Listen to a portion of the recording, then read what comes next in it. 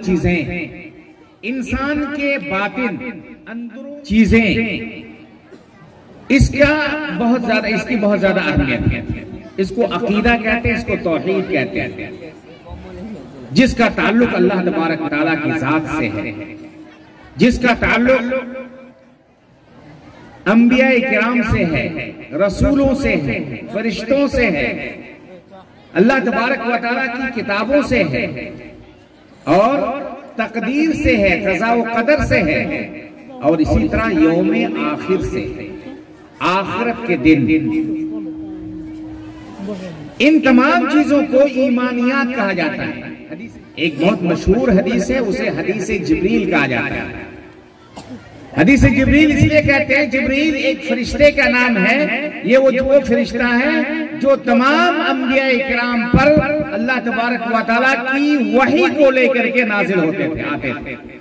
पूरा कुरान अल्लाह के नबी सल्लल्लाहु अलैहि वसल्लम पर जिब्राइल अलैहिस्सलाम ने नाजिल किया है। अल्लाह का कलाम अल्लाह के ऑर्डर से, अल्लाह के हुक्म से जिब्राइल अलैहिस्सलाम अल्लाह के रसूल सल्लल्लाहु अलैहि वसल्लम के पास आते थे, कभी इंसानी शक्ल में, कभी किसी और शक्ल में।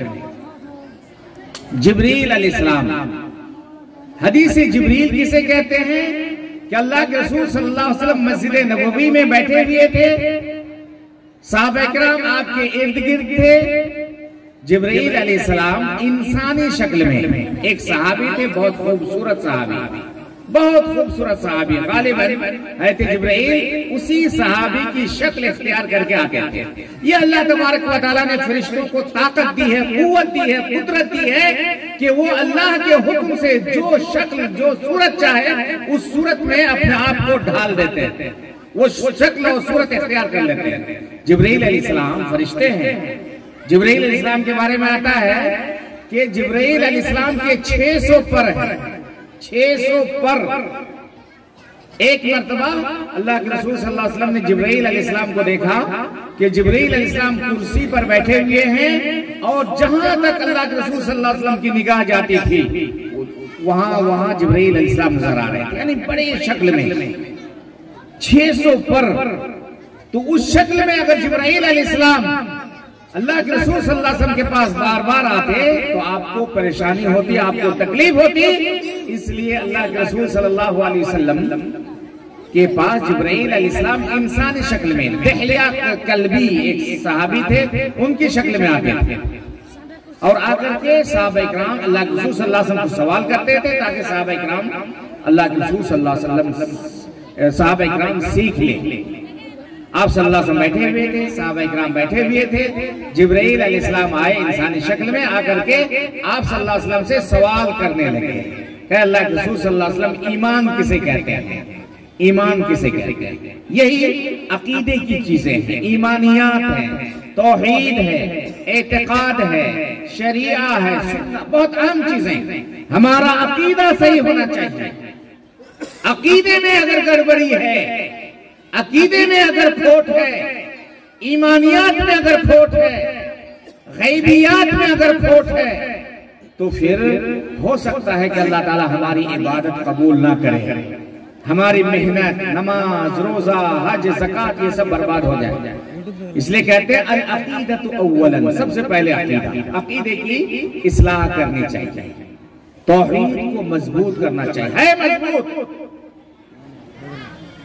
शेरशाहबादी लोग या अहले हदीस लोगों का अकीदा अल्हम्दुलिल्लाह बहुत हद तक ठीक है, लेकिन फिर भी हमारे अकीदे के अंदर बहुत ज्यादा कमी है, कमी बहुत है। दूसरों के भी मुकाबले अल्हम्दुलिल्लाह शिर्क नहीं करते, बल्कि शिर्क अकबर के करीब ये लोग नहीं जाते हैं, अच्छी बात है।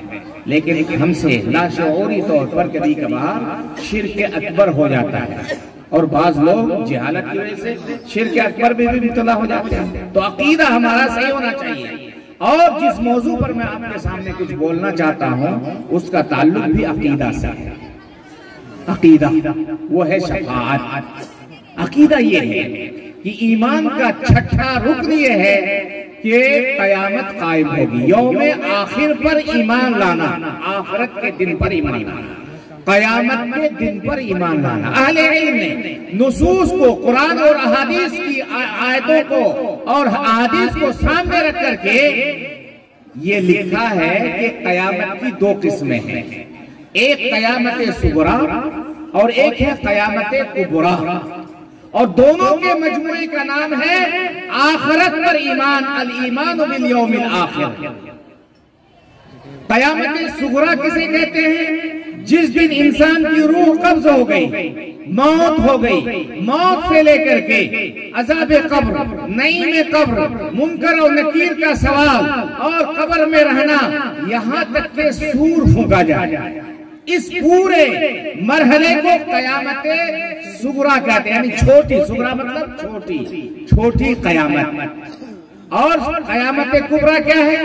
एक फरिश्ता है, ये भी अकीदे की बात है, एक फरिश्ता है जो सूर को, सूर कहते हैं सींग की तरफ, किसी जानवर का सींग आप देखते हैं सींग की तरह एक चीज है, एक फरिश्ता उसको अपने मुंह में डाला हुआ है, और जब अल्लाह तबारक व तआला का ऑर्डर होगा, वो फरिश्ता जो सूर फूकेगा उसको भी मालूम नहीं है कि अल्लाह का ऑर्डर कब होगा, कब कयामत कायम, कयामत कायम होगी, लेकिन कब होगी किसी को मालूम नहीं है, अल्लाह तबारक व तआला के अलावा सिर्फ अल्लाह ताला जानता है। फरिश्तों को भी मालूम नहीं, अंबिया को भी मालूम नहीं, रसूलों को भी मालूम नहीं, बुजुर्गों को भी मालूम नहीं, जिंदों को भी मालूम नहीं, मुर्दों को भी मालूम नहीं, किसी को मालूम नहीं कयामत कब कायम होगी। लेकिन हर मुसलमान को, हर साहिब ईमान को ये मालूम होना चाहिए कि एक वक्त आएगा कि दुनिया खत्म हो जाएगी और फिर कयामत कायम होगी। मैंने बताया आपको कयामत की दो किस्में हैं, कयामत सुगरा, और ये कयामत कब काम होती है? आपकी मौत हुई उस वक्त से लेकर के सूर फूके जाने तक इसको कयामत सुगरा कहते हैं, छोटी कयामत। इसीलिए अल्लाह के रसूल सल्लल्लाहु अलैहि वसल्लम फरमाते हैं, मन मात फक़द क़ामत क़यामतुहु, जो मर गया उसके लिए उसकी कयामत कायम हो गई, जो मर गया उसकी कयामत कायम हो गई। उसके बाद एक कयामत कायम होगी मेरे भाइयों, जिसको यौम आखिर या कयामत कुबरा कहा जाएगा। सूर फूका जाएगा, बाज़ रवायत में है कि 2 मरतबा सूर फूका जाएगा, और बाज़ में यह है कि 3 मरतबा सूर फूका जाएगा। अलमुहिम तमाम लोग मर जाएंगे, मरने के बाद सूर फूका जाएगा, तमाम लोग जिंदा हो जाएंगे, और जिंदा होने के बाद फिर सूर फूका जाएगा, और तमाम लोग मैदान महशर की तरफ दौड़ पड़ेंगे, मैदान महशर की तरफ दौड़ पड़ेंगे। इसको कहते हैं कयामत कुबरा। और फिर वहां से बहुत सारे मसाइल से आपको दो चार होना पड़ेगा। एक सिरात होगा, सिरात का मतलब होता है रास्ता, सीधा रास्ता।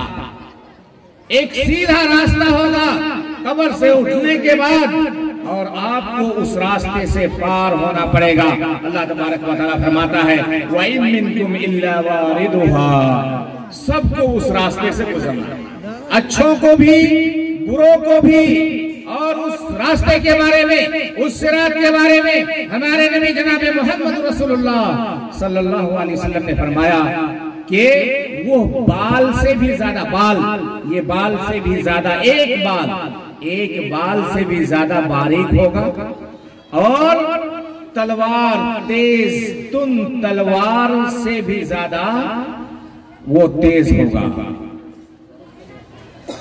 बाल की तरह, बाल अदक्तु मिन अश-शार व अहद्दु मिन अस-सैफ, तलवार से भी ज्यादा तेज होगा, और उससे आपको गुजरना होगा, जिसको कुरान में अल्लाह ताला ने फरमाया, व इन मिनकुम इल्ला वारिदुहा, सबको उसमें जाना है।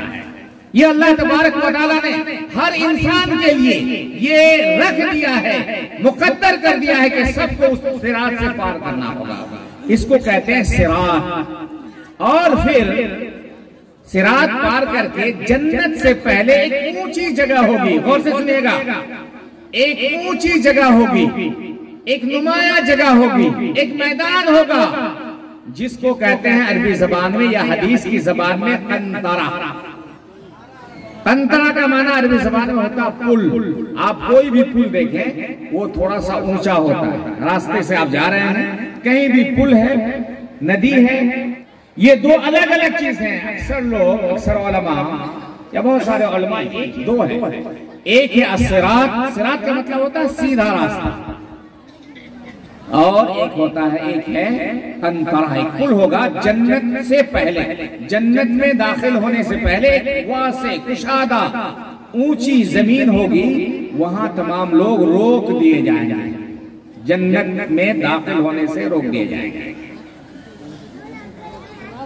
एक दो मसाइल सिफारिश से पहले मैं एक दो मसाइल आपके सामने रखना चाहता हूं। सिर्फ मैं आधा घंटा बोलूंगा, 15 मिनट हो चुका है, 15 मिनट और उसके बाद इंशाल्लाह मैं खत्म कर दूंगा। कुरान और हदीस में यौम आखिर से मुताल्लिक जितने भी मसाइल वारिद हैं, एक सही मुसलमान, एक अहले हदीस मुसलमान, एक सुन्नी मुसलमान, एक कुरान और हदीस का मानने वाले मुसलमान पर वाजिब और जरूरी है कि एक एक चीज पर उसका ईमान हो, चाहे हमारी अक्ल में वो बात आए या ना आए।